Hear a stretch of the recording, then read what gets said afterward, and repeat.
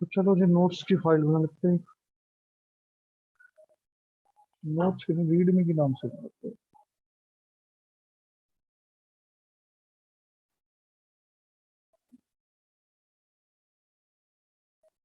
हाँ जी, आपके according CSS क्या होता है? जिसको जो पता थोड़ा बहुत कुछ बता सकते हैं।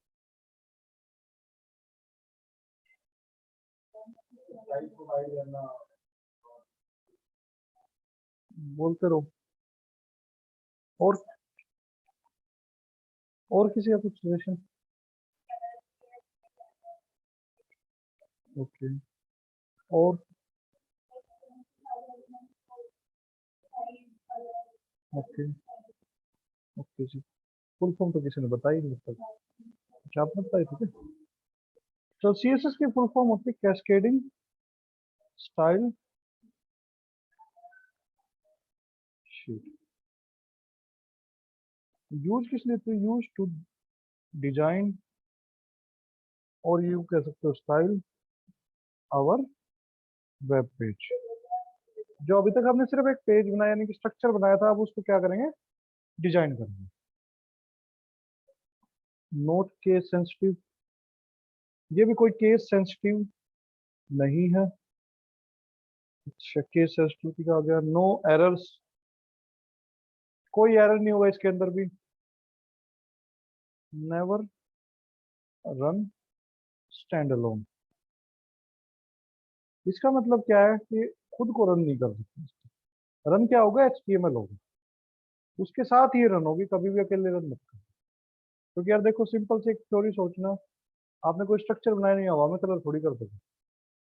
तो क्या है? ये स्टैंड अलोन रन नहीं होती। Extension is dot C S S, इसकी एक्सटेंशन क्या रहती है? Dot C S S. और क्या चलेगी? Line by line. ठीक है, जैसे एचटीएमएल था लाइन बाय लाइन चला, पहले पहली लाइन आई, क्या हो रखा है इसका? पहले पहली लाइन आई, फिर दूसरी आई। सिमिलरली क्या है? C S S. अब बात करते हैं टाइप की। जो पहला इसका टाइप है,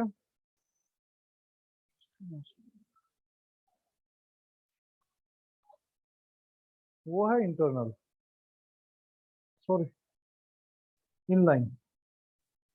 दूसरा टाइप है इंटरनल, और तीसरा टाइप है एक्सटर्नल। तो अब इसके बारे में थोड़ा सा लिख देते हैं। Those C S S in which we put style attribute inside any tag. किसी भी टैग के अंदर हम क्या कर देते हैं? Style tag attribute, style attribute put कर देते हैं, और उसके अंदर हम हमारे सीएसएस लिखते हैं। एग्जांपल के लिए लिख लो, कोई भी अपना एक टैग ले लेना अपनी मर्जी का, उसके अंदर स्टाइल एट्रीब्यूट लगा देना इक्वल्स टू। अब इसके अंदर होता है पी कोलन वी का पेयर और सेमी कोलन। अब यहाँ पे मैं पी को रिप्रेजेंट कर रहा हूँ प्रॉपर्टी से। पी क्या है हमारा? प्रॉपर्टी। वी क्या है हमारी? वैल्यू। आया सभी को समझ? तो किसका पेयर होता है? प्रॉपर्टी एंड वैल्यू का पेयर होता है। ऐसा नहीं है कि एक ही पेयर लगा सकते हो, मल्टीपल लगा सकते हो, इसलिए मैंने डॉट डॉट डॉट लगा। आ गया सभी को समझ? नेक्स्ट है internal. Dot C S S which is put inside head tag using style tag. ये वो सी एस एस होती है जो कि किसके अंदर लिखी जाती है? हेड टैग के अंदर। और हेड टैग के अंदर क्या बनेगा? Style tag. हाँ जी। कौन सा रिपीट करूं?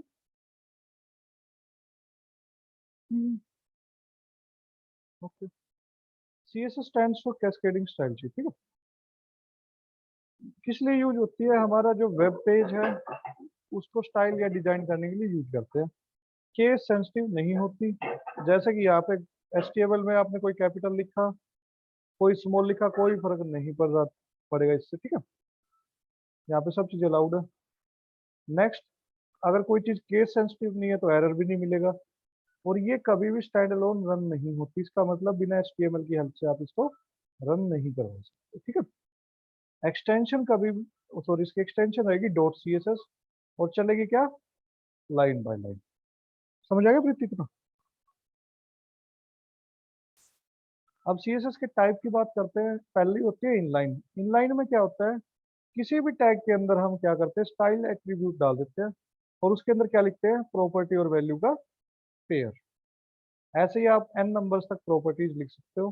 तो यहाँ पे मैंने p जो लिखा वो प्रॉपर्टी को डिनोट कर रहा है, वैल्यू v को डिनोट, सॉरी v वैल्यू को डिनोट कर रहा है।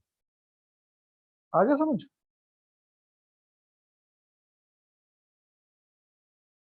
अब नेक्स्ट आता है इंटरनल। इंटरनल में क्या होता है, हम वो CSS होती है जिसको हम हेड टैग के अंदर लिखते हैं, किसके हेल्प से, स्टाइल टैग की हेल्प से। तो देखो इसका एक एग्जांपल, स्टाइल टैग लिया, स्टाइल, सॉरी, स्टाइल नहीं, हेड टैग। हेड टैग के अंदर क्या लिखा जाएगा, स्टाइल टैग, और स्टाइल को कर देना क्लोज। अब इसके अंदर देखो थोड़ा सा अलग होता है, फिर सब चीजों के बारे में बातें करेंगे, एक बार थोड़ा सा लिख दूंगा। सेलेक्टर होता है, ठीक है। फिर होता है कर्ली ब्रेसेज, यहाँ पे वही प्रॉपर्टी और वैल्यू का पेयर, सेमीकोलन कंपलसरी लगाना एक पेयर के बाद। ऐसे ही आप n नंबर्स तक प्रॉपर्टीज एंड वैल्यू लगा सकते हो। ऐसे ही आप n नंबर्स तक अपने सेलेक्टर्स, इसी सीक्वेंस को एज इट इज रिपीट कर। क्लियर है सबको? सेलेक्टर के बारे में बाद में बात करता हूँ, अभी के लिए बस इतना समझ लो कि सिलेक्टर वो चीज है जिसके ऊपर CSS लगाना है। कोई डाउट इसमें किसी को? नेक्स्ट आती है इंटरनल, सॉरी एक्सटर्नल, यानी those CSS in which we create a file with extension .css। इसमें क्या करते हैं, हम एक फाइल क्रिएट करते हैं जिसकी एक्सटेंशन क्या रहती है, .css रहती है। Then we attach that file with our HTML। फिर हम क्या करते हैं, उसको अपने HTML के साथ अटैच कर देते हैं। करेंगे कैसे? तो सबसे पहले मैंने एक फाइल बना ली, लेट्स सपोज style.css एग्जांपल के लिए। कोई भी आप नाम रख लेना, एक्सटेंशन मस्ट बी .css। फिर उसके अंदर क्या है, सेम टू सेम जैसे है सेलेक्ट टैग, स्टाइल टैग के अंदर लिखा था सेलेक्टर, वैसे ही लिख रहे हैं। इसके अंदर कोई भी आप टैग मत बना देना, ठीक है। .css की फाइल है, HTML की फाइल नहीं है, याद रखना। Property value semicolon n numbers तक प्रॉपर्टीज और n नंबर्स तक आप अपने सेलेक्टर्स लिख सकते। क्लियर है सबको? फिर क्या करते हैं, जैसे मान लो फर्स्ट .html नाम की मेरे पास फाइल है, उसके अंदर गया, हेड टैग के अंदर,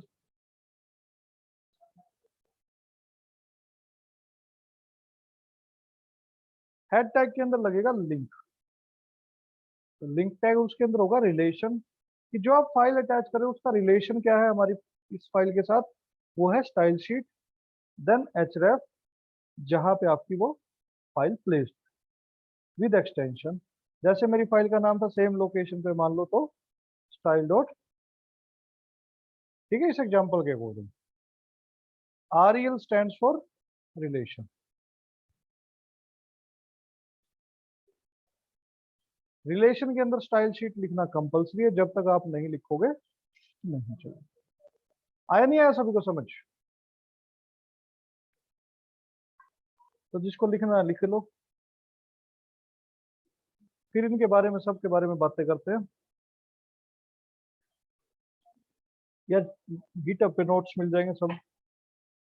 तो अब इसके बारे में बातें करने स्टार्ट करते हैं थोड़ा सा। तो देखो यार, हमारे पास तीन टाइप की CSS मिली, प्रैक्टिकली बाद में देखते हैं। पहली मिली इनलाइन। इनलाइन में क्या हुआ कि जिसके ऊपर हमने लगाई सिर्फ उसके ऊपर एप्लीकेबल रहेगी, उससे अलग नहीं रहेगी। इंटरनल में क्या देखा कि हेड टैग के अंदर लिखेंगे, लेकिन क्या होगा, स्टाइल टैग के थ्रू उसके अंदर अपनी CSS लिखनी होगी जो हम लिख देंगे। एक्सटर्नल में एक नई फाइल बना लेंगे, उस फाइल को अटैच कर देंगे किसके साथ, हमारे HTML के साथ।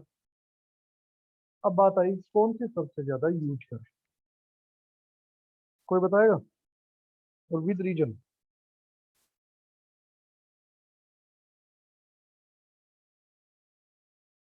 यस, और किसी ऑनलाइन वाले ने देखो जॉब दे दिया, अब आप दे सकता कोई? कौन सी? क्यों? ठीक है, चलो बिल्कुल सही आपका आंसर भी। चलो एक चीज देखना, सोचो, गैस करो। मान लो मेरे पास 50-100 लाइन का HTML का कोड है, ठीक है।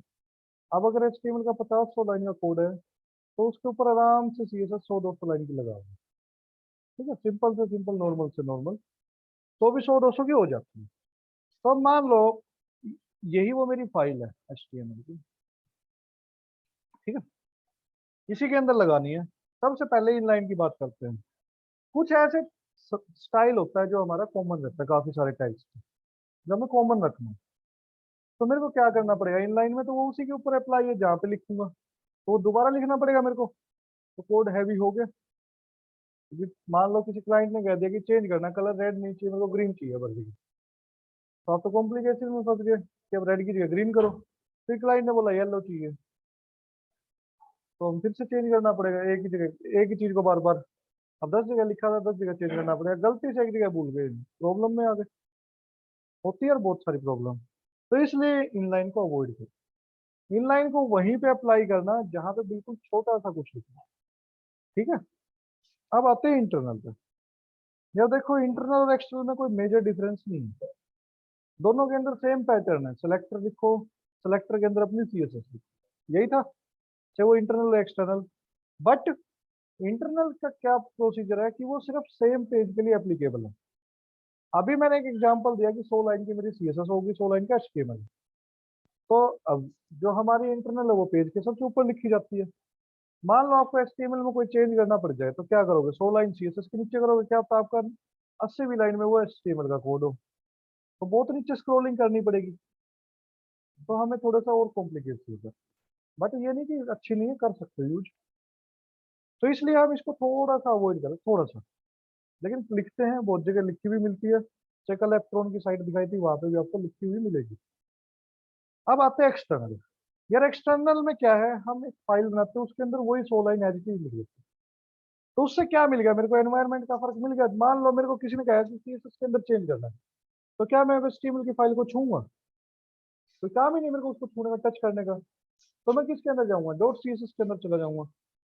तो इससे क्या हो गया, मेरा एनवायरनमेंट सेपरेट हो गया। HTML का काम HTML में, CSS का काम CSS में। दूसरा, जो इंटरनल की प्रॉब्लम थी कि इंटरनल सेम पेज के लिए एप्लीकेबल है। अब जब आप वेबसाइट बनाते हो, तो उसमें मान लो 3 पेज है, होम, अबाउट, कॉन्टेक्ट। तीनों में बहुत सारी चीजें कॉमन रहती हैं।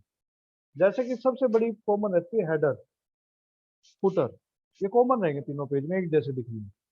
तो क्या आप उसके लिए दोबारा दोबारा CSS लिखोगे? यही तो मैं स्टार्टिंग से कहता हूँ, कोड को रीयूज करना सीखना है। तो हमें क्या करना है, जो कॉमन चीजें हैं मैं उसके लिए अलग से फाइल बना दूंगा, जो सेम पेज के लिए एप्लीकेबल होगी, चलो यहाँ पे लिख दूंगा। तो मेरा काम देखो कितना आसान हो गया, कि मेरे को दोबारा तो वो CSS नहीं लिखनी पड़ी। तो एक्सटर्नल इसलिए सबसे ज्यादा यूज किया, क्योंकि वो एक तो मल्टी पेजेस के लिए होती है, प्लस कॉमन के ऊपर अप्लाई भी हो जाती है सभी के अंदर। तो हमेशा कौन सी की अप्रोच रखोगे जिंदगी में? एक्सटर्नल। आया नहीं आया समझ?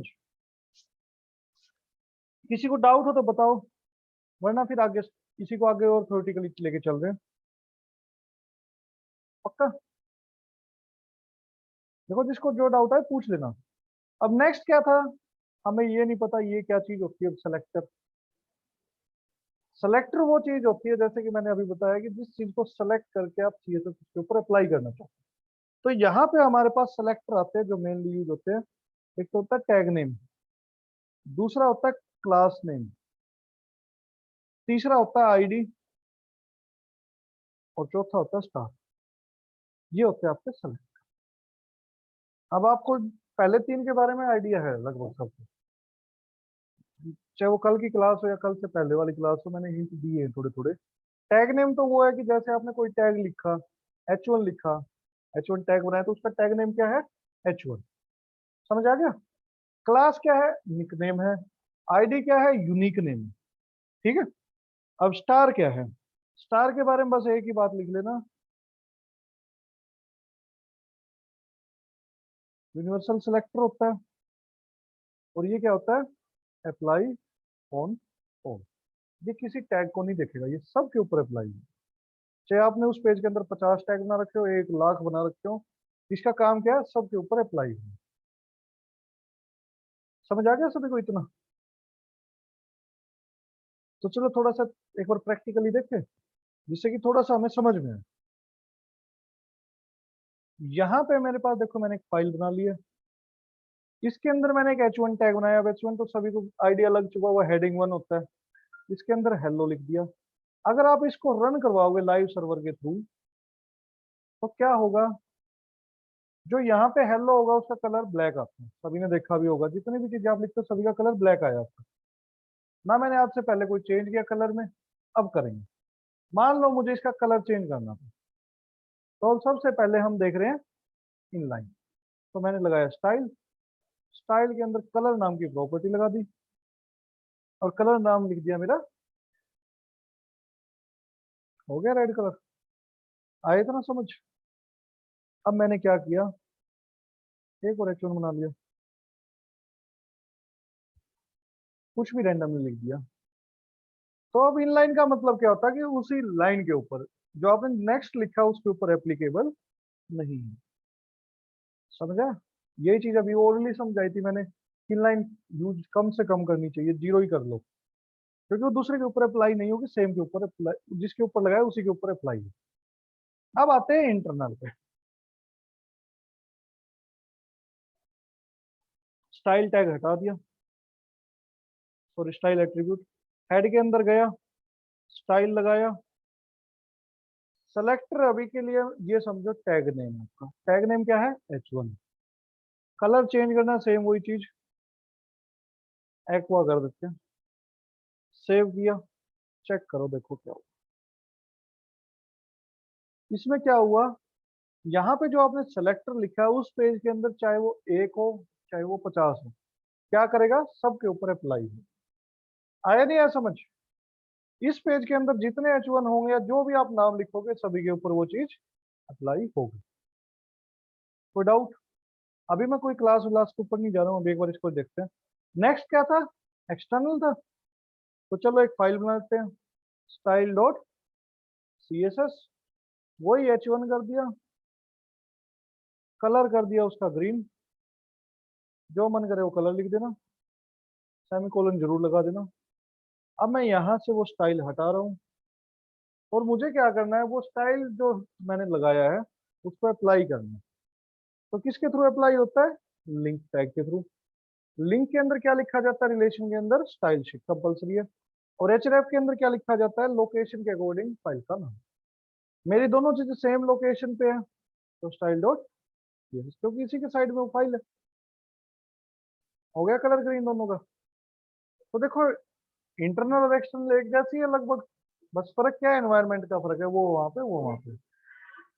आया सभी को समझ? अब मैंने क्या किया, मैंने स्टाइल शीट ना लिख के कुछ और लिख, स्टाइल लिख दिया। क्या हुई अप्लाई? तो आ गया सभी को समझ? जब तक आप उसके अंदर स्टाइल शीट नहीं लिखोगे, वो चीजें अप्लाई नहीं होंगी। कोई डाउट हो इसमें, किसी को बताओ मुझे। तीनों CSS क्लियर है? हाँ, कोई दूसरा टैग होगा, मान लो H1 के सिवा कोई और है, H2 ले लिया, हेडिंग 2 कुछ और लिख दिया, जो मन करे, वो उसके ऊपर अप्लाई नहीं होगा। वो तो आपने जो वहां पे लिखा है उसके ऊपर अप्लाई। क्लियर है सबको? अब चले सिलेक्टर के ऊपर। तो जितनी मैं CSS करूंगा अभी, सारी इंटरनल करूंगा, क्योंकि इसमें मेरे को HTML भी बनाना है, रेस्ट CSS भी दिखानी वहीं पे, तो इससे आप लोगों को समझने में आसानी होगी। लेकिन आप किसको प्रेफर करोगे, एक्सटर्नल। हाँ, मैं मल्टीपल फाइल का बोल रहा था, चलो मल्टीपल फाइल का भी दिखा देता हूँ। सेकंड डॉट HTML बना दिया, एक्सक्लेमेशन लगाया, एंटर किया, HTML का सिंटेक्स H1 के ऊपर लगा रखा था ना मैंने, जो लगा रखा था, सेकंड पेज लिख दिया, और यहाँ पे स्टाइल लिखा। स्टाइल के अंदर क्या, सॉरी स्टाइल क्या, लिंक, लिंक, और सेम लोकेशन पे दोनों अभी भी स्टाइल डॉट CSS, क्योंकि उसी के साइड में ही है। अब रन करवाते हैं, इस पेज का नाम पर बदल दो बस। और ये अप्लाई, तो इससे क्या बेनिफिट मिल गया हमें, मल्टीपल के लिए चल सकते। तो ये था मेरे पास तीनों सीएसएस का डिफाइन करने का तरीका। अब जितनी चीजें मैंने बोला मैं किसके अंदर करूंगा, इंटरनल के अंदर। तो यहां से दिया मैंने हटा, स्टाइल लिखा। अब दूसरा सेलेक्टर क्या बोला था, क्लास, तो यहाँ पे क्लास दे दी इसको A, ठीक है, एक इसको भी ए दे दी, क्योंकि निकनेम तो किसी का कुछ भी हो सकता है, जरूरी थोड़ी कि जिसका रख दिया दूसरे का नहीं हो सकता, वो हो सकता है। तो मैंने यहाँ पे ए लिखा, कलर लिखा, कलर कर दिया रेड, तो आप नोटिस करोगे कोई अप्लाई नहीं होगा किसी के ऊपर। क्या किसी का कलर रेड हुआ, क्यों नहीं हुआ, अब इसका रीजन आपका वीएस कोड बता देगा। जो आपने ए लिखा ना अभी, उसके ऊपर माउस लेके जाओ और देखो क्या समझ रहा है ये, ब्रैकेट के अंदर लिखा हुआ है ए, तो इसका ब्रैकेट के अंदर क्या चीज आती है, टैग आता है। लेकिन हमारी क्या है, टैग थोड़ी है, क्लास है। तो अब हम क्लास कैसे लिखेंगे, डॉट कीवर्ड से। सीएसएस के अंदर जो क्लास आप लिखोगे वो किससे होगी, डॉट, और उसके बाद क्लास का नाम। अब देखो क्या समझ रहा है, समझ गया जो मैं समझाना था। और देख लो जिसकी क्लास ए है उसका कलर भी रेड है, आया समझ सभी को। तो सीएसएस के अंदर जो क्लास लिखी जाती है वो किससे लिखी जाती है, डॉट से। तो प्लीज इस चीज को लिख लेना। तो मैंने क्या कर दिया यहाँ पे, डॉट के थ्रू इसको अप्लाई कर। अब नेक्स्ट आया आईडी। आईडी क्या है, यूनिक है, बट अभी एरर तो है नहीं कुछ, मल्टीपल बना दो, आईडी दे दी मैंने इसको भी ए। अब मेरे अकॉर्डिंग खुद समझ लेना, अगर मैं यहाँ पे ए लिख रहा हूँ तो ये ए को टैग समझ रहा है, डॉट ए लिख रहा हूँ क्लास समझ रहा है, मुझे आईडी बतानी है। आईडी किससे डिनोट होती है, हैश। अब इसके ऊपर माउस लेके जाओ और देख लो, अब क्या समझ रहा है कि जिसकी आईडी ए है उसके अंदर कलर क्या हो जाए, रेड हो जाए। हो गया जिसकी आईडी ए, क्योंकि सेकंड वाले की थी। और देख लो क्लास को कोई इफेक्ट कर रहा है, नाम दोनों के सेम है, ए ए, बट आईडी लिखने का तरीका अलग होता है, क्लास लिखने का तरीका अलग होता है। तो प्लीज रिलेट मत करना, उस टाइम पे मैंने बोला था सभी को। कोई डाउट। नेक्स्ट आ गया स्टार। कोई मतलब नहीं, जो मन करे वो लिखो, जिस कोई टैग लिख दो। देखो काफी सारे टैग लिख दिए मैंने। एक पैराग्राफ और लेते हैं, उसके अंदर डमी कंटेंट लोरम ले लेते हैं। और ये देख लो, क्या मैंने यहाँ पे किसी को स्पेसिफाई किया कि इसका कलर रेड हो। स्टार का मतलब समझ आ गया, ऑल। ये सिर्फ एक ही जगह लिखा जाता है, वो आगे टाइम के साथ आपको पता लगेगा कहाँ पे लिखा था।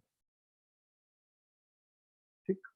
अब बात आई कौन सा सिलेक्टर यूज करें, ये भी तो पता करें।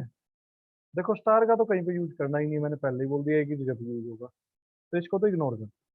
अब बात आई टैग नेम की। टैग नेम को यूज करोगे उस पेज के अंदर, 10H1 है या 50H1 है, कोई भी टैग है, तो वो क्या होगा, सभी के ऊपर अप्लाई होगा। बट आपने नोटिस किया होगा, कल भी मैं साइट दिखा रहा था, सोर्स कोड दिखा रहा था, तो वहां पे तो काफी सारे डिव बने हुए थे। अगर स्टाइल अप्लाई होता होता डिव के ऊपर, तो वो सभी डिव के ऊपर सेम नहीं होता, लेकिन कहीं पे डिव का कुछ और रोल था, कहीं पे कुछ और था। तो इसलिए टैग नेम भी यूज नहीं होता इसका मतलब तो। अब टैग नेम कौन सा यूज होता है, जो यूनिक रहता है। अब यूनिक टैग कोई बताएगा, कौन सा टैग यूनिक रहता है। नहीं, टैग का नाम, आईडी तो अलग हो गया ना। जैसे बॉडी टैग है, आप अपने पेज के अंदर कितने बॉडी बनाते हैं, एक ही बनेगा, यूनिक है, क्या दो तो नहीं बनाते। बनाने को चाहे 50 बना दो, एरर तो आने नहीं है। बट अकॉर्डिंग टू रूल एक ही बॉडी होती है। हेडर, क्या एक पेज के दो सर होते हैं। फुटर, एक ही होगा नीचे वाला। अब नीचे चार चीजें थोड़ी हो जाएंगी, जो सबसे नीचे हुआ वही फुटर है आपका। तो ये क्या है, कुछ यूनिक चीजें है। मेन्यू बार कभी यूनिक नहीं रहता, एक पेज के अंदर दो हो सकते हैं। क्लियर है सबको, हेडर फुटर बॉडी ये क्या है आपके, यूनिक है। और कोई टाइम के साथ आएगा मैं जरूर बताऊंगा, जैसे मेन है, एक मेन टैग भी यूनिक रखते हैं, क्योंकि वो एक ही होता है, पूरे पेज को मेन बोलते हैं। तो इनके ऊपर आप डायरेक्टली सीएसएस लिख सकते हैं, बट बाकी किसी भी टैग के नाम के ऊपर सीएसएस मत लिखना, क्योंकि सेम होंगे डिव, एक नहीं 100 बनेंगे आपके डिव पेज के अंदर, डायरेक्टली बोल रहा हूँ। छोटे से में भी 100 बन जाएंगे डिव, और 100 के लिए अलग सेम सीएसएस लग जाएगी, फिर अलग अलग लगानी है हमें तो। अब बात आई डायरेक्टली क्लास को छोड़ के आईडी पे आ रहा हूँ। अब 100 डिव हैं, तो उसका मतलब उन हर डिव के अंदर एक टैग तो एटलीस्ट होगा, क्योंकि डिव तो कंटेनर है, उसके अंदर कभी हेलो तो हम लिखेंगे नहीं। उसके अंदर कोई दूसरा लिख के उसके अंदर हेलो बोले लिख दे, तो 200 टैग तो हो गए, एटलीस्ट 100 डिव हैं, 100 उसके अंदर हो गए। तो अब सीएसएस बनाने क्या सभी 200 नई आईडी बनाओगे? तो 200 नई आईडी नहीं बना सकते, क्योंकि कहीं पे डुप्लीकेसी का भी एरर आएगा। बट यहाँ पे नहीं, तो जेएस में दिक्कत आ जाएगी। तो आईडी भी यूज नहीं करते, डायरेक्टली पता लग गया होगा। आईडी तो कभी सीएसएस के अंदर यूज करते भी नहीं। अब बच गया कौन? क्लास। तो सीएसएस के अंदर क्लास क्या है, डुप्लीकेट हो सकती है, एचटीएमएल के अंदर सॉरी। तो जिसके ऊपर मान लो जिसका कलर रेड करना था, तो मैंने क्या कर दिया, उसके ऊपर क्लास ए डाल। जिसका नहीं करना था उसको क्यों क्लास ए दूंगी? अब क्लास का ये तो नहीं कि H1 के ऊपर लगी तो H2 के ऊपर नहीं लग सकती, लग सकती है। डिव के ऊपर भी लग सकती है, क्योंकि वो तो निकनेम है। मेरा है जो आपका भी हो सकता है, जो आपका है मेरा भी हो सकता है। और एक का नहीं 100 का भी हो सकता है। और मेरा एक निकनेम भी नहीं, बहुत सारे भी हो सकते हैं। अलग अलग सीएसएस भी लग सकती है। आया सभी को समझ? तो इसलिए क्या यूज होती है सीएसएस के अंदर सबसे ज्यादा? क्लास है। प्लीज किसी का कोई डाउट है, कुछ चीज समझ नहीं आए तो प्लीज बताओ। है किसी का कोई डाउट?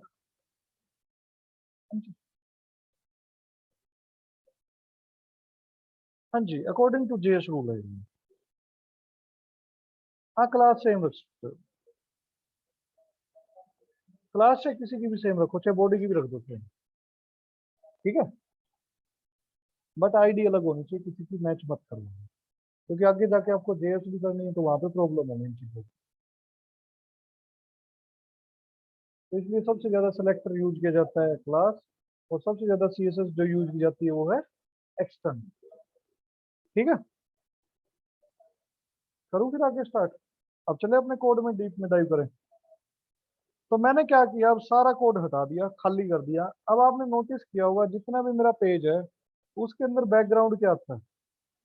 व्हाइट आया अब तक। अब जो मुझे दिखाई दे रहा है वो कौन सा टैग है? यार कोई भी पेज वेबसाइट के अंदर आपको कुछ भी दिखाई देता है वो हमेशा बॉडी दिखाई देती है। ये जितना भी है ये बॉडी है सारा। ठीक है। हेड कभी दिखाई नहीं देगा आपको, हेड ये चीजें हैं हेड के अंदर। दिखाई क्या देगा आपको? ये वाला। अब मैंने क्या किया, सेलेक्टर ले लिया बॉडी। अब बैकग्राउंड प्रॉपर्टी देख रहे, कलर पता लग गया ना सभी को। टेक्स्ट का कलर चेंज करना तो क्या यूज करेंगे? कलर। बैकग्राउंड नाम की प्रॉपर्टी लिख दी, और जो मर्जी का कलर देना हो। आ गया? समझ आया सभी को किसी का बैकग्राउंड हम कैसे चेंज कर सकते हैं? अब चलो मैं एक सिंपल सा क्वेश्चन पूछ रहा हूँ। किसी को भी 15 से ज्यादा कलर के नाम याद है? 15 भी हो तो अटक अटक के थे 20 गिना दो। लेकिन सडनली गिनाने पड़ जाए तो 4-5 मुश्किल से निकलते नाम। तो अब वेबसाइट पे देखा हुआ बहुत सारे कलर होते हैं, जैसे मेरा क्रोम का कलर देख लो। अब इसका कोई नाम होगा?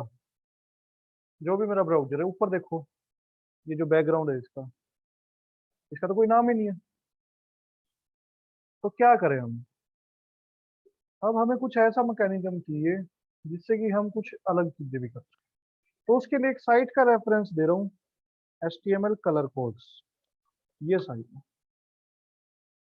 इसके अंदर चले जाना।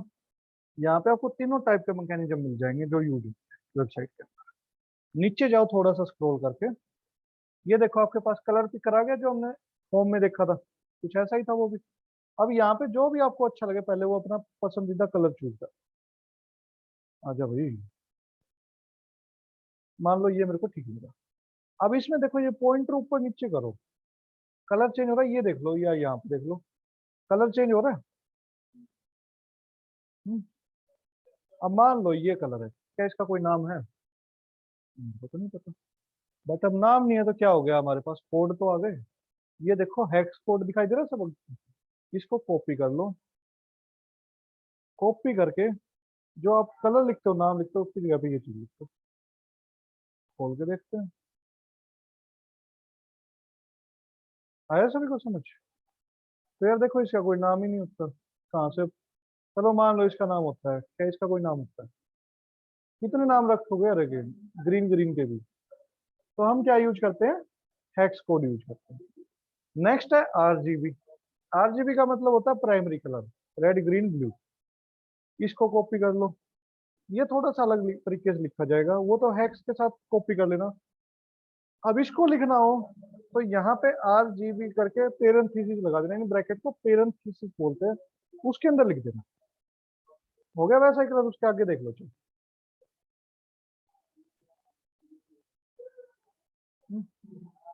रेड ग्रीन ब्लू का कॉम्बिनेशन आया सभी को समझ? नेक्स्ट क्या बच गया? HSL। जैसे आरजीबी लिखा है, इसको कॉपी कर लेना, मान जाओ HSL। ठीक है, तो यहाँ पे HSL लिख के as it is copy paste कर। क्लियर है सबको? अब देखो, नाम है, कलर के नाम याद करने, जो हमें अच्छा लगेगा हम पिक करेंगे, रख देंगे। और सबसे ज्यादा यूज किया जाता है हेक्स कोड। ठीक है, क्लियर है सभी को? कोई डाउट किसी को बैकग्राउंड लगाने में? HTML कलर कोड्स रेफरेंस है, ये आपके VS कोड में भी आता है ये। बट थोड़ा सा यहाँ से उठा लो, वहां पे थोड़ा सा कंफ्यूज रहोगे आप। जिस चीज, अरे क्या हो गया, जिस चीज के लिए जो चीज ठीक दे रहा हूँ वो आपके रेफरेंस के लिए अच्छी रहेगी आगे इन द फ्यूचर भी।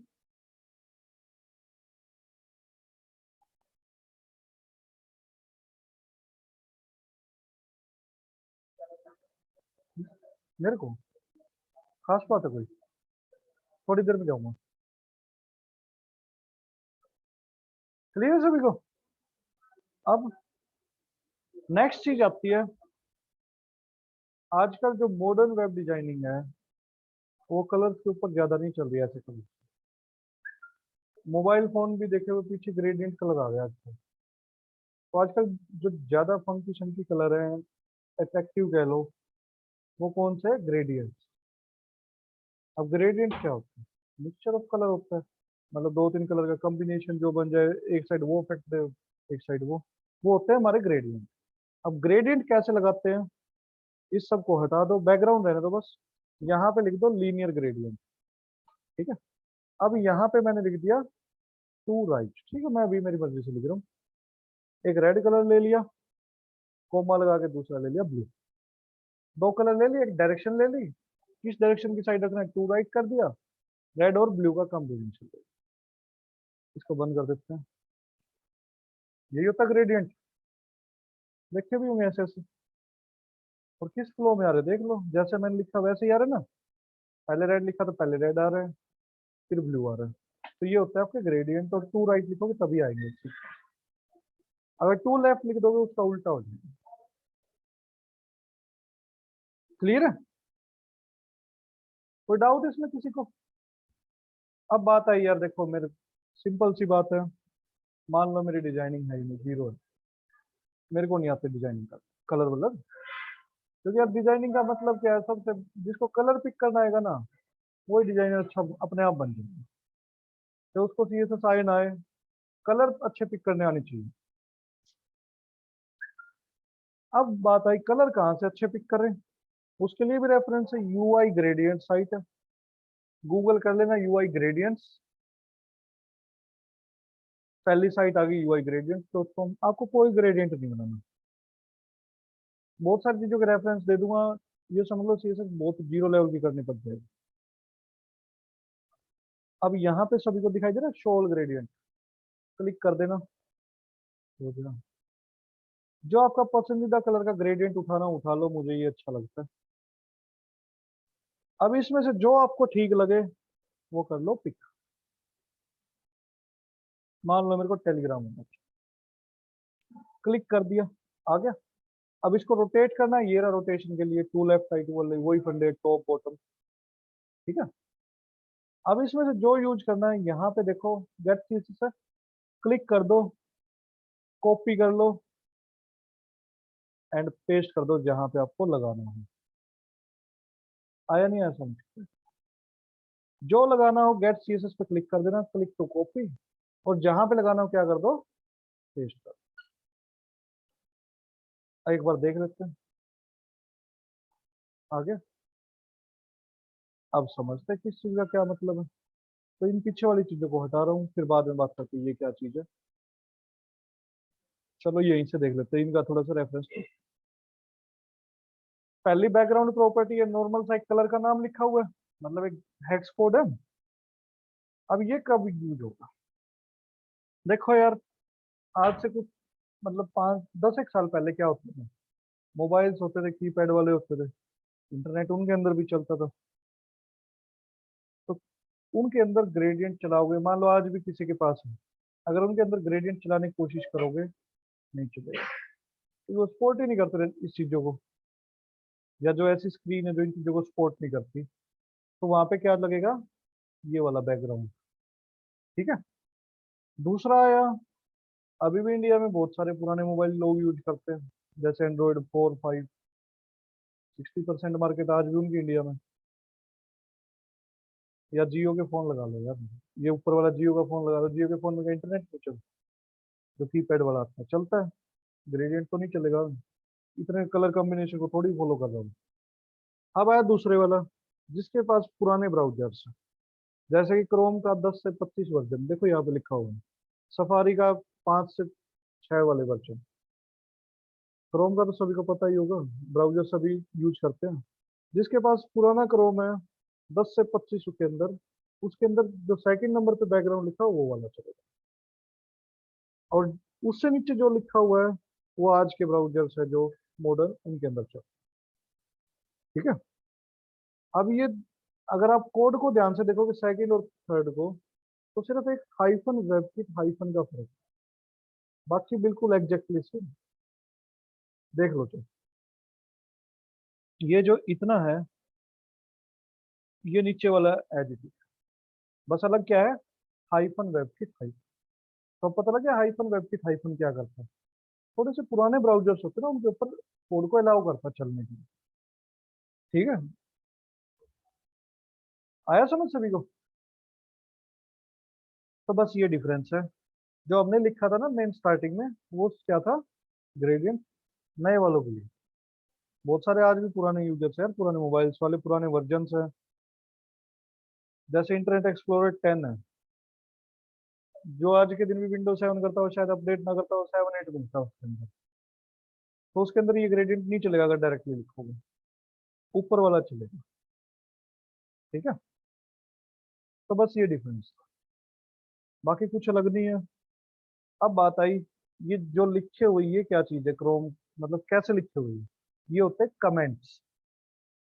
जैसे HTML में जो फर्स्ट क्लास में थे, या किसी को पता है कमेंट्स क्या होते हैं पहले से?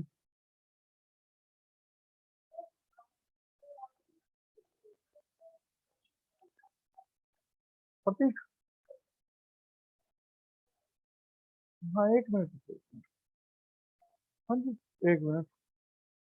हाँ प्रदीप ज्वाइन है। हाँ जी, कमेंट किस लिए यूज होते हैं? आपकी खुद की हेल्प के लिए, या किसी दूसरे की हेल्प के लिए, कोडिंग लेवल पे। सिंपल सा है, मैं नौकरी कर रहा हूँ, मैंने नौकरी छोड़ दी, मेरी जगह पर मेरा बनाया हुआ प्रोजेक्ट है, क्या समझ में आ जाएगा आपको? कि मेरे इतना एक्सपीरियंस हो या ना हो, किसी को नहीं आएगा। या मैं किसी जगह जाऊंगा, मेरे को भी नहीं आएगा जाके। इमीडिएटली कोई चेंजेस करने पड़ जाए तो क्या होगा? फंस गया मैं। फंस गया तो क्या करूंगा मैं, कमेंट्स ढूंढूंगा कहीं से कि कोई हिंट मिल जाए मेरे को कि ये कोड किस लिए। देखो यहाँ पे क्या, इसने पूरी हिस्ट्री लिख दी कि क्रोम के अंदर ये होगा वो नहीं होगा। बस इसने लिख दिया क्रोम का 10 से 25। अब समझने के लिए तो समझदार हो तो समझ जाएगा। तो ऐसे कमेंट्स, कमेंट्स बेसिकली हमारी हेल्प के लिए। ठीक है।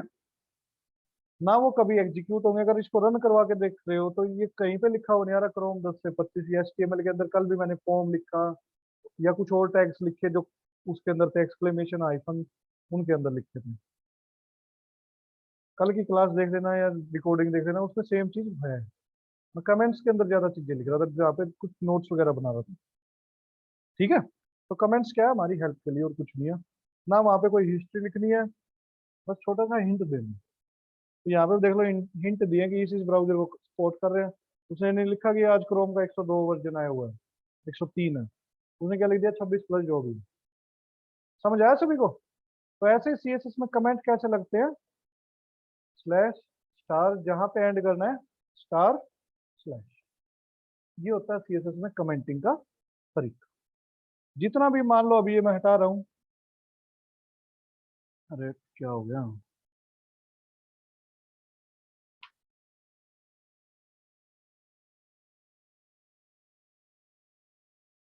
अब मैंने क्या किया, पूरा कोड ये है जिट कमेंट के अंदर। हम्म, देखो यहाँ से स्टार्ट हुआ, यहाँ पे एंड हुआ।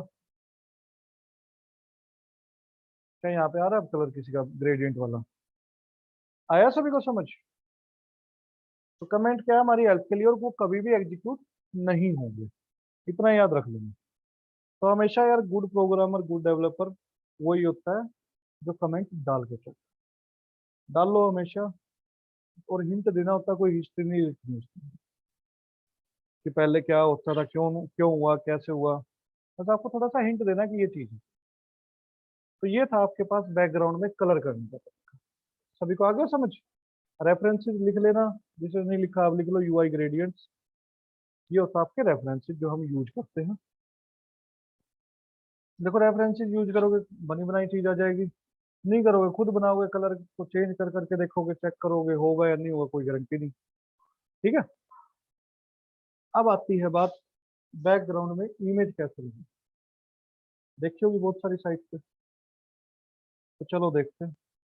मैंने क्या किया, सारा कोड हटा दिया जो भी था। चलो कमेंट रह देते, इमेज लगे, कोई फर्क नहीं पड़ता। तो जैसे अभी तक बैकग्राउंड लिखा था, तो वैसे अभी भी बैकग्राउंड ही लिखना है। अब बैकग्राउंड के अंदर लगा दो यूआरएल, और यहाँ पे अपनी उस इमेज का यूआरएल। अगर लोकल है यहीं पे साइड में तो फाइल का नाम लिख देना। अगर मेरे जैसे गूगल से उठाओगे तो क्या करना है, उसका यूआरएल उठाना पड़ेगा इमेज का। तो मैंने इमेज सर्च कर लिया,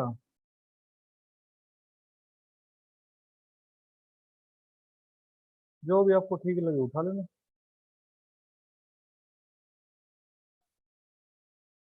बस यहाँ पे लोड होने देना, कभी लोड होए बिना कर लो। कॉपी कर लेना इसका लिंक, बंद कर देते हैं, अब कोई काम करना, और उस यूआरएल के अंदर पे कोट्स चाहे सिंगल लगाओ या डबल, बट कोट्स लगाना। ठीक है। आप कहीं पे देखोगे किसी यूट्यूब पे या कहीं पे तो मे भी ना लगे, बट मैं रिकमेंड कर रहा हूँ लगाना।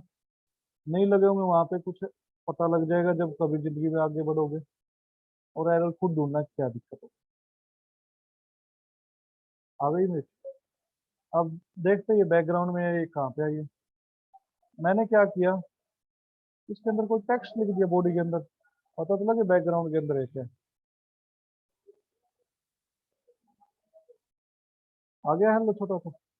चलो एक काम कर लेते हैं, बॉडी का जो कलर है वो चेंज कर देते हैं, मतलब कलर का मतलब टेक्स्ट कलर वाइट कर दो, बीट कर दो वाइट जैसा ही है ये। आ गया? तो देख लो अभी इमेज कहाँ पे है हमारी, बैकग्राउंड में। अब मैं मेरा जो कोड का एक्चुअल साइज था वो था, पेज का जो एक्चुअल, क्या हुआ, इमेज का रिपीटेशन हो रहा है। मतलब इमेज का जितना साइज था उतना तो उसने लिया, उसके बाद जो जगह बच गई उसमें क्या हुआ, इमेज हमारी रिपीट हो गई। तो चलो, इमेज का जब भी रिपीटेशन बंद करना हो तो बाय डिफॉल्ट रिपीटेशन होगा। बैकग्राउंड रिपीट नाम की एक प्रॉपर्टी है, उसके अंदर लिख देना नो हाइफन रिपीट। क्या रिपीट हो रही है? आया सभी को समझ? नो रिपीट, ये क्या कर देगी, रिपीटेशन बंद कर दे। किसी को डाउट? अब मान लो, चलो मान लो क्या बाय डिफॉल्ट ये चाहिए। ठीक है। अगर आपको सिर्फ हॉरिजॉन्टल रिपीट करवाएं तो रिपीट हाइफन एक्स कर देंगे, मतलब ये एक्स एक्सिस आ गई। देखो एक्स एक्सिस में आ रही, नीचे नहीं आ रही। वाई कर दो तो क्या होगा, वर्टिकली आ जाएगी ऊपर नीचे। देखो, और बाय डिफॉल्ट रिपीट होती है, लेकिन मेरे को रिपीटेशन किसी चीज का नहीं चाहिए था। अगर किसी को वैल्यू याद ना रही, देखो वैल्यू लिखोगे तो भी कोई फायदा नहीं है। ट्रिक सिखाऊंगा सारी जो आनी चाहिए। समझ आ गया सभी को क्या करना है? इमेज का रिपीटेशन के लिए बस प्रॉपर्टी का नाम याद रखना, बैकग्राउंड रिपीट, वैल्यू मत लिखो, बहुत होती है। अब आती है इसके साइज की, फोटो के साइज छोटा बड़ा करते हैं, तो बैकग्राउंड साइज नाम की एक प्रॉपर्टी है, यहाँ पे 100 px मैंने लिख दिया, सेव किया, होगी इमेज छोटी। अब इमेज छोटी हुई, मैंने तो 100 लिखा, मैंने तो कुछ ये नहीं लिखा कि हाइट छोटी है विड्थ छोटी हो। तो बाय डिफॉल्ट इमेज हमेशा इमेज की स्टार्टिंग में कुछ भी लिखोगे विड्थ होती है, ठीक है, एक्स एक्सिस। अब जो इमेज का रेजोल्यूशन होता है उसी के अकॉर्डिंग इमेज की अगर हाइट छोटी करोगे विड्थ अपने आप हो जाएगी, जब विड्थ छोटी करोगे हाइट अपने आप हो जाएगी, फिर रेशियो के अकॉर्डिंग। अब मैंने स्पेस देके दूसरा लिख दिया 200 पिक्स। अब देखना कुछ फर्क पड़ता है क्या? पहले वाला पता लग गया क्या? पहले वाला विड्थ है, दूसरे वाला हाइट।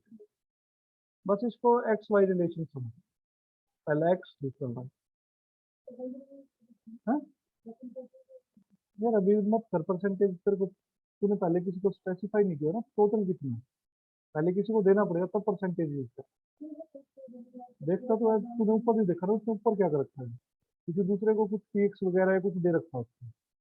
लेकिन ऐसे 100 करेगा मेरे हिसाब से कुछ नहीं होना, ले देख ले फिर भी तेरी ट्राई के लिए। चला आ गया, बट यार देख तेरी रेजोल्यूशन फटेगा, ठीक है, क्योंकि इमेज का मान लो साइज 700 है, तेरी स्क्रीन का साइज 800 है, तो क्या जूम करेगा तो क्या होगा?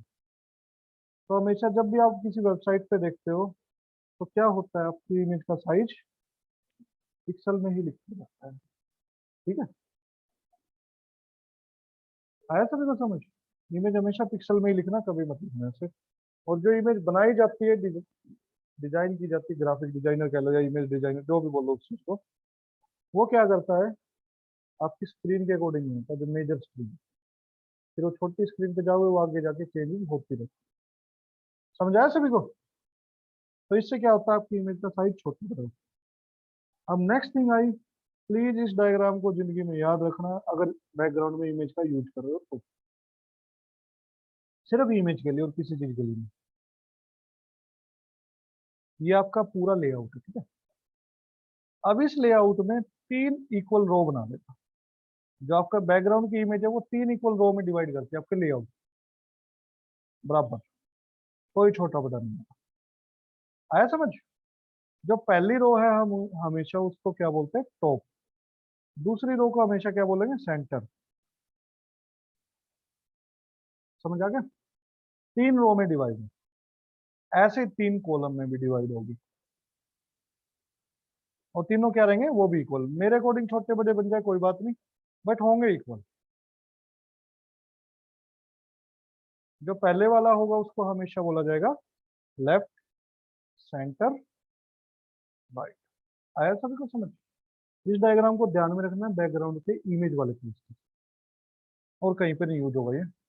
अब जो हमारी इमेज है कहाँ पे आ रही है, यहीं के आसपास आ रही है, तो इसको क्या बोलते हैं, पहले एक्स एक्सिस बोल दो फिर वाई, मतलब टॉप का लेफ्ट। मेरे को क्या करना है, मेरी इमेज यहाँ पे करनी है, मतलब बॉटम का। समझ आया? तो क्या करना है, उसके लिए प्रॉपर्टी यूज करते हैं बैकग्राउंड पोजीशन, क्योंकि मेरे को पोजीशन चेंज करनी है।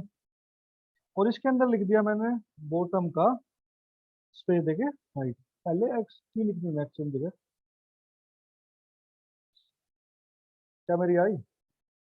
पहले तो ये बताओ कौन कह रहा नहीं है, मैं कह रहा हूँ आई, नहीं वाले बताओ भाई, है कोई ऐसा जो नहीं कह रहा हूँ? अब मेरे मेरे ऊपर आर्ग्यूमेंट के ऊपर मत सोचना कि क्या पता ना आई हो, मैं झूठ बोल रहा हूँ। आपको क्या लग रहा है, ये बॉटम की राइट की? नहीं आई, देखने में तो नहीं आई जैसा मैंने बताया, बट ये आई हुई है। अप्रूव दू, ये दिखाई दे रहा है पहले। जितनी इसकी हाइट है उसके अकॉर्डिंग देखो, बॉटम के राइट पे है, क्योंकि यार क्या मेरी बॉडी के अंदर जितना कंटेंट होगा उसके अकॉर्डिंग तो ये बॉटम का राइट तो है। मैंने कंटेंट डाला ही नहीं हुआ तो बॉटम का राइट यही इतना ही रहेगा। बैकग्राउंड अलग चीज था, कलर अलग चीज होती है, इमेज के केस में चीज चेंज होगी क्योंकि वो हाइट के अकॉर्डिंग चलेगी।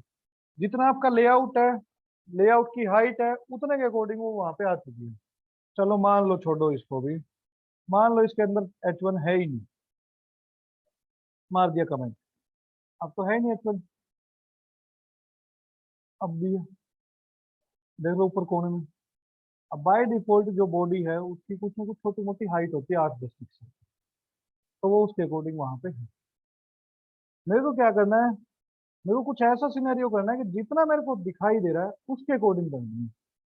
अब मेरे पास दो ऑप्शन है, या तो मैं पेज की हाइट बढ़ाऊं मैनुअली, या फिर एक ट्रिक यूज करूं। ट्रिक ये है, बैकग्राउंड अटैचमेंट यूज कर, और इसमें क्या कर दो, आई आगे बॉटम के राइट पे। अब एक बार इस चीज को पढ़ लो, जो मैंने लिखा आपको यही से पता लगा। पढ़ो क्या करते हैं।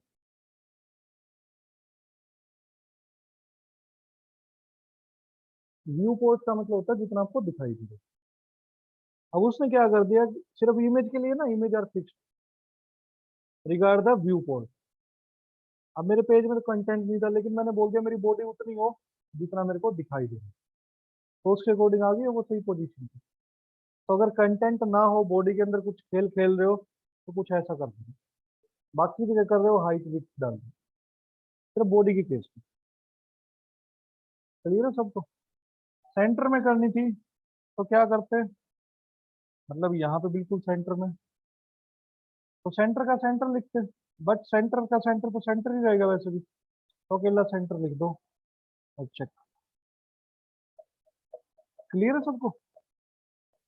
पता लगा इमेज के ऊपर कैसे खेला जाता है, ऐसे आता है। सिर्फ बॉडी के केस में बैकग्राउंड अटैचमेंट लगा देना, वरना देखो लगा तो किसी के ऊपर भी सकते हो, बट बाकी जगह फिर कंटेंट कम ज्यादा होगा ना, तो उस अकॉर्डिंग देखना। तो बस यही ट्रिक्स है यार CSS के अंदर, प्रॉपर्टी सब याद कर लोगे, ट्रिक्स याद करना मुश्किल होता है कि कब क्या होगा। आया नहीं आया समझ। बस चाहे किसी भी टैग के अंदर लगा लो, उस टैग का नाम लिख दो, H1 के अंदर लगानी H1 लगा दो, div लिखनी है div लिख दो, सभी के अंदर सब चीजें अप्लाई होगी, जितने भी आप। किसी का कोई डाउट, क्या बोल रहा है मैंने, कहाँ पे क्या लिखा है, अगर है तो बताओ, वरना आप एक चीज का प्रूफ दे रहा हूँ, दे दूं। ब्लॉक लेवल याद है, कल कुछ ज्यादा ही कर रहा था, कल या परसों क्लास में ब्लॉक ब्लॉक ब्लॉक, इनलाइन याद है कुछ। तो हमारे पास जो H1 टैग होता था वो कौन सी कैटेगरी का था, ब्लॉक का था। ब्लॉक का मतलब मैंने क्या बताया था कि जितना मेरे को दिखाई दे रहा है इस कोने से लेकर उस कोने तक का एरिया कवर करें, यही बोला था। तो मैंने बॉडी को छोड़ दिया साइड में, मतलब सारी चीजें कमेंट के अंदर लिख दी, कुछ नहीं चलेगा। अब सिलेक्टर कौन सा है मेरा, H1। देखो मैं टैग नेम के ऊपर कर रहा हूँ सबसे ज्यादा, आपको क्लासेस बनानी है। अभी तो देखो छोटी छोटी चीजें हैं, जब कंबाइन होगी क्लासेस बना लेना। इसका एक बैकग्राउंड दे दिया जो मेरा मन किया, मिला प्रूफ। कहाँ तक जा रहा है, एंडिंग तक जा रहा है। तो पता लग गया ब्लॉक लेवल क्या करते हैं, उस कोने से लेकर उस कोने तक चाहिए। अब यही चीज एंकर के ऊपर दिखाऊं। एंकर कौन सा था, इनलाइन था, एंकर लिख दिया, उसके अंदर हेलो लिख दिया, उसके अंदर भी कोई। अब मुझे क्या करना है, दोनों के ऊपर सेम चीज लगानी, कोमा लगा के उसका नाम हो जाएगा। ठीक है, जिस कोमा लगा के लिख सकते हो दूसरे का नाम भी। एंकर के ऊपर कितना एरिया कवर हो रहा है, जितना टेक्स्ट। तो प्रूफ मिल गया ब्लॉक लेवल का और इनलाइन का। यही बोला था ना मैंने, ब्लॉक तो पूरी लाइन लेगा, इनलाइन क्या लेगा, उतना एरिया लेगा जितना वो है। कोई डाउट इसमें। तो देखो यार, प्रूफ भी लो, सब चीजें लो, कहीं पे कोई डाउट नहीं छोड़ा जाएगा आपके माइंड में। बस ये है कि सोल्व होने में टाइम लग सकता है, लेकिन एक भी क्वेश्चन नहीं छोड़ूंगा किसी के माइंड में। समझ आ गया सभी को। अब नेक्स्ट प्रॉपर्टी आती है, चलो इसको हटा देते हैं, लास्ट आज की, बॉर्डर। बॉर्डर क्या होता है, अभी तक हमने सिर्फ टेबल में देखा जो पुरानी क्लासेस में आए हैं। तो मुझे क्या करना है, जो एंकर को हटाते हैं, अब छोड़ो एंकर का भी कोई काम, यहाँ से वो डाउन। H1 के ऊपर ही खेल दूंगा मैं ज्यादा। तो मुझे इस H1 का बॉर्डर लगाना है। तो उसके लिए मैं क्या यूज करूंगा, अभी कोई मत लिखना बॉर्डर विड्थ, ठीक है। जो आपने टेबल के अंदर बॉर्डर लिखा था सेम यही चीज थी, ठीक है। मतलब जो आपका बॉर्डर आएगा उसकी चौड़ाई की। तो इससे देखते कोई बॉर्डर आया। नेक्स्ट आता है बॉर्डर स्टाइल, कि जो आप बॉर्डर डाल रहे हो वो कैसे स्टाइल का हो। मैंने बोल दिया सॉलिड हो। सेव किया, एक बार देख लेते हैं आ गया कोई बॉर्डर। अभी दिखाऊंगा ये और क्या क्या होते हैं। नेक्स्ट आया जो आपका बॉर्डर है उसका कलर कैसा है। मैंने बोल दिया रेड। तीन चीज लिख दी, तीनों चीज लग गई। आया समझ इतना। बॉर्डर स्टाइल, अब मेरे को ये नहीं पता, चलो विड्थ तो जितना मेरा मन करेगा 10 20 50 60 80 ले लूंगा। ये स्टाइल कौन कौन से होते हैं, क्या सॉलिड मैंने अभी तक सही से देखा है। पीएक्स तो चलो देखा हुआ है कि 2 3 4 जितना लिखो, कलर भी देखा हुआ है। ये क्या चीज है, अब सिखा रहा हूँ आपको सीएसएस चेंज या अपनी चीजों को टेस्ट करने का तरीका। जिसके ऊपर भी आपने सीएसएस लगाई है टेस्ट करनी, राइट क्लिक कर देना, इंस्पेक्ट पे चले जाना। ये सीएसएस की टेस्टिंग है। यहीं पे देखो आ गया H1 सिलेक्ट होके यहाँ पे। अगर ना हो तो उसके ऊपर क्लिक कर देना, सिलेक्ट हो जाएगा। और यहाँ पे देखो क्या हमने यही सीएसएस लगाई थी। आगे सब अब चेंज करनी है यहाँ से, सिर्फ टेस्टिंग पर्पज है, ये वहां पे चेंज नहीं होगी। स्टाइल के अंदर देखना, डबल क्लिक कर दो, हटा, हट गया स्टाइल। पहला क्या है, आगे डैश डैश डैश डैश, देख लो। डबल जूम करके देखो, डबल मिल जाएगा। चलो जूम कर देता हूँ थोड़ा सा, जूम क्या है, एक मिनट बड़ा कर देते हैं इसको, 20 पिक्सल कर देते हैं।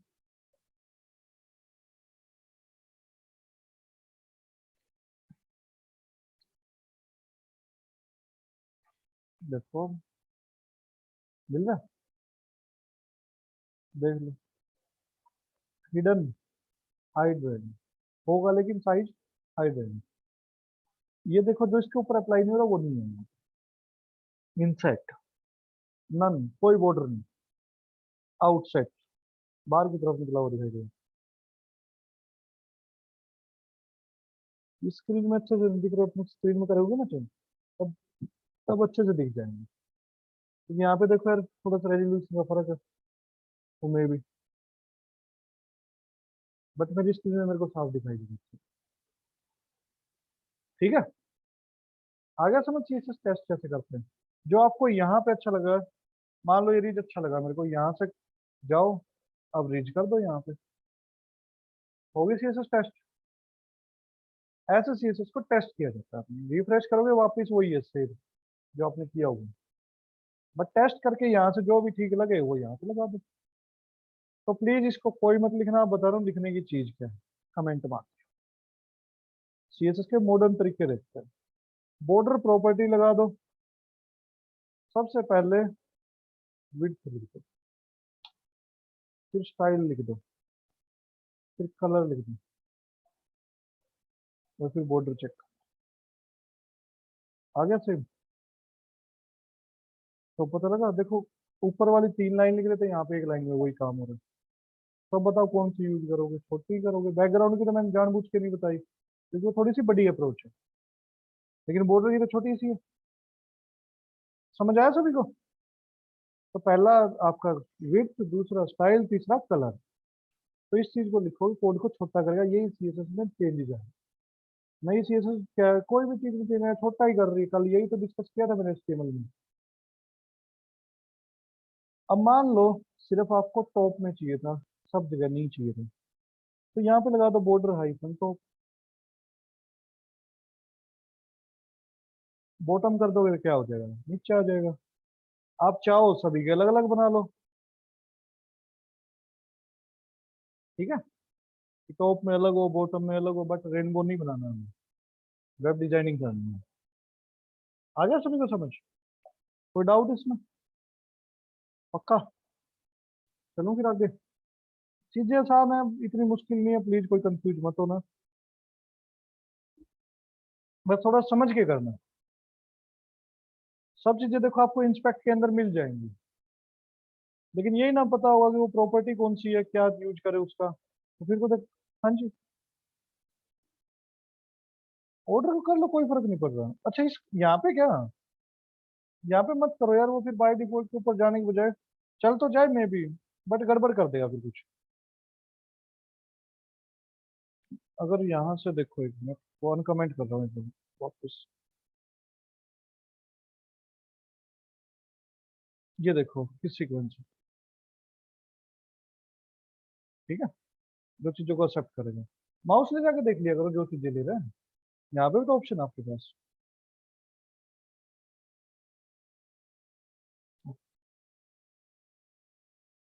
क्लियर है सबको? बस ये बॉर्डर की लास्ट चीज आ गई। हाँ जी, मुझे क्या करना है, एक सर्कल बनाना है, ठीक है। तो अगर मान लो आपके सामने कोई सर्कल है और आपसे एक सिंपल सा क्वेश्चन पूछे, उस सर्कल की हाइट बताओ, क्या बताओ?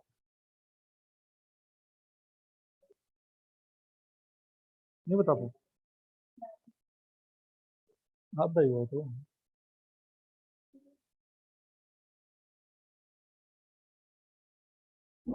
यार देखो हर चीज की होती तो है।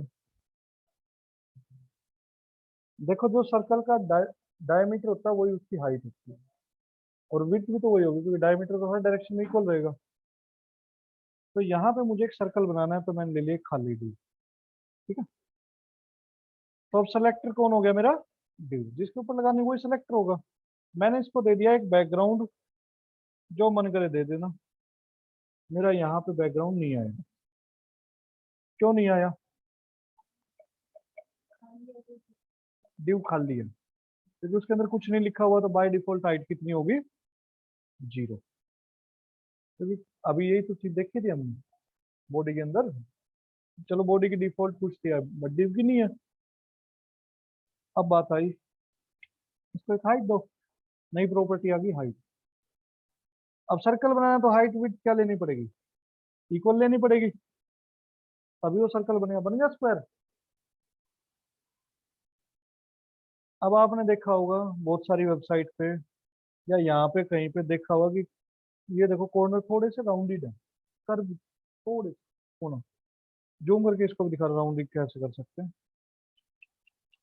यहीं से आपको सर्कल बनाने का आइडिया आ जाएगा। देखो अभी क्या है मेरे, बिल्कुल एज टू एज शार्प है। तो मैंने क्या लिया, बॉर्डर रेडियस नाम की एक प्रॉपर्टी, इसको कह दिया 10 px। हो गया। अब चेंज करना है, यहाँ से कर लो जो ठीक लगे। हम्म, जो आपको अच्छा लगे वो करोगे, जो नहीं लगे छोड़ दोगे। अब बात आई मुझे सर्कल बनानी है। तो इसका आधा कितना हुआ, 50 पिक्सल।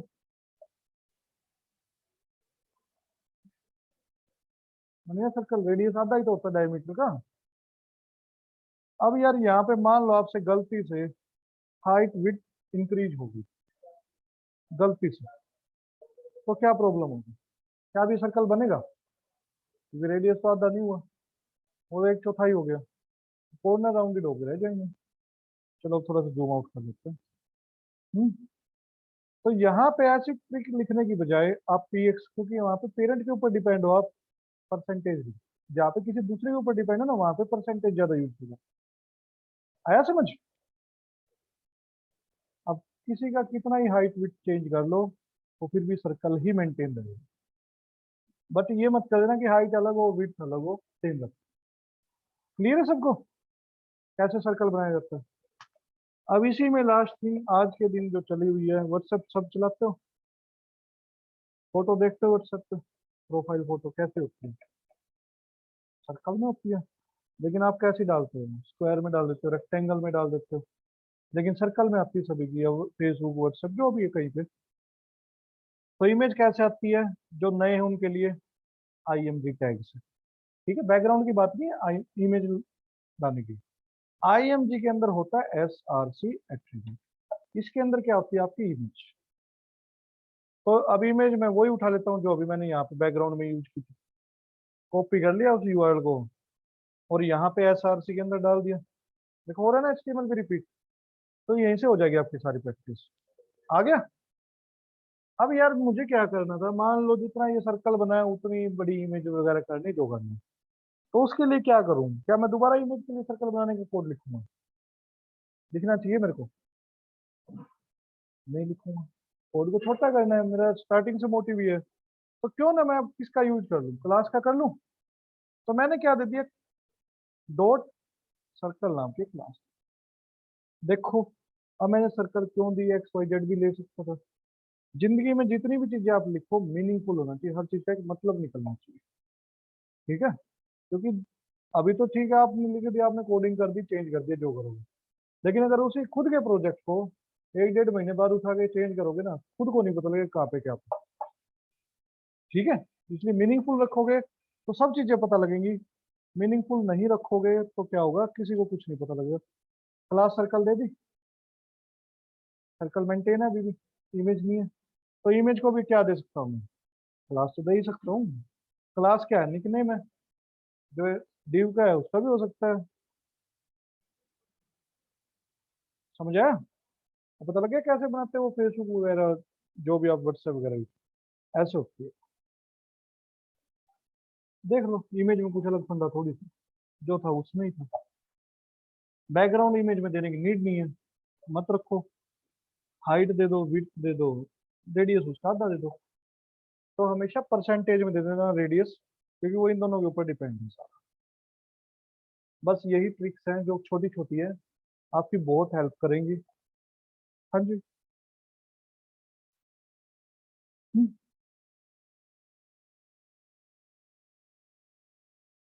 आ जाती, बट मैं थोड़ा सा अलग करके दिखा रहा था ना। हम्म, चलो देख लेते हैं, मेरे हिसाब से आ तो जानी चाहिए, बट दो सरकमस्टांसेस है, क्योंकि इमेज आपकी स्क्वायर में है। यहाँ पे आपने पेरेंट को तो कर दिया, लो करके देख लेते हैं, मेरे अकॉर्डिंग आ तो जानी चाहिए। नहीं आई देखिए, पेरेंट सर्कल हुआ, चाइल्ड थोड़ी हुआ। तो इसलिए जिसको सर्कल बनाना है उसी के अंदर लिखते हैं, ठीक है। आ गया समझ? तो बस यही आपको basic है। सारा खेल आपको ऐसे खेलना है जिंदगी में। कर लोगे? इतना तो आई गेस कर लोगे सब। अब आगे कल और ज्यादा कंटिन्यू करते हैं।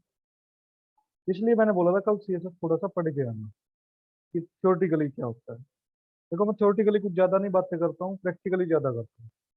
प्रैक्टिकली में कंसेप्ट क्लियर हो गया, थ्योरी कहीं से भी पढ़ लोगे। लेकिन अगर प्रैक्टिकल क्लियर नहीं हुआ तो थ्योरी कहीं से नहीं आएगी। अच्छा, थ्योरी आती रही, कोई काम की नहीं।